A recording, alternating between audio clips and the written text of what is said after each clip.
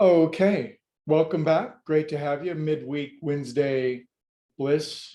I marketed it as today in my emails. So I hope you got some nice bliss. And today's topic for our 6 minutes of enlightenment is, well, the word squander comes to mind. Interesting word, squander. Somebody's squandering something.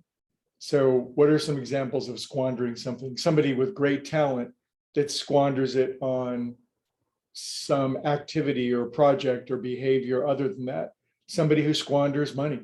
They have a lot of money and they either hoard it or they use it frivolously or on ridiculous things. Obviously, we could extend the meaning of squander endlessly, but you probably know of examples of people in your life that are squandering or have squandered things, wasted, frivolously taken a great resource and used it to no good, in many cases to their own detriment, squandering. So what's our number one resource that we have in our life if we think about it? Our family, our job, our government. So you start thinking about that, but what underlies all of that?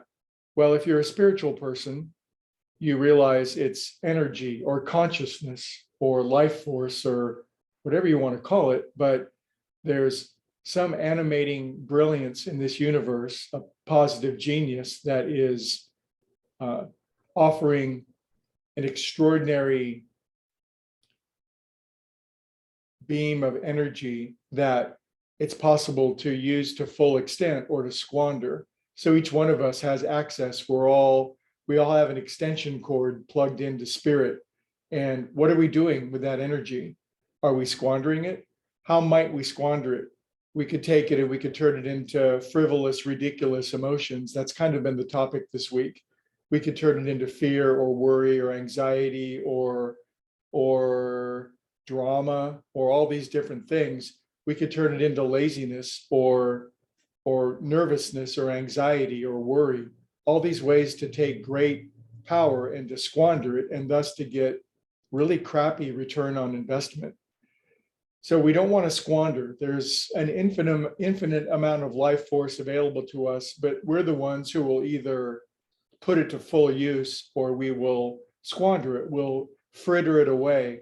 The termites of distraction or indulgence or comfort or laziness or any one of a host of thousands of different squandering termites will chew away at our availability to live our truest life. And it's, one thought of squandering is, well, I just don't have enough time or it's too late, but the universe is always whipping up a brand new batch of time to push our destiny further off into the future.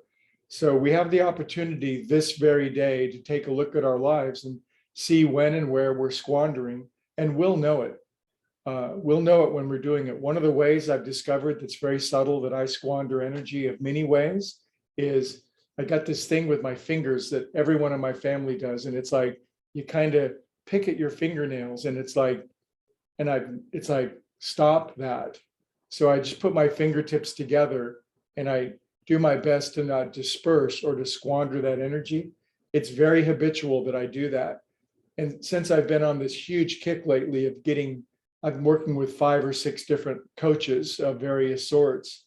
They're showing me ways to be more effective, efficient, aligned, attuned, how to not waste energy. Just like when you were raising a kid or teaching somebody, you could see how they were doing something and you could teach them more skillful, effective ways. So we weren't squandering, wasting energy because we only have so much time left here. We're always going somewhere, but why squander it?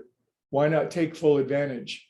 So we'll continue with this theme this week. Tomorrow will be an extra super powerful variation of the theme and how we might terminate squandering once and for all and become our most effective, efficient, streamlined, organized, brilliant, genius selves. Whoa, I'm coming tomorrow. I got to hear that. I'll see you all later.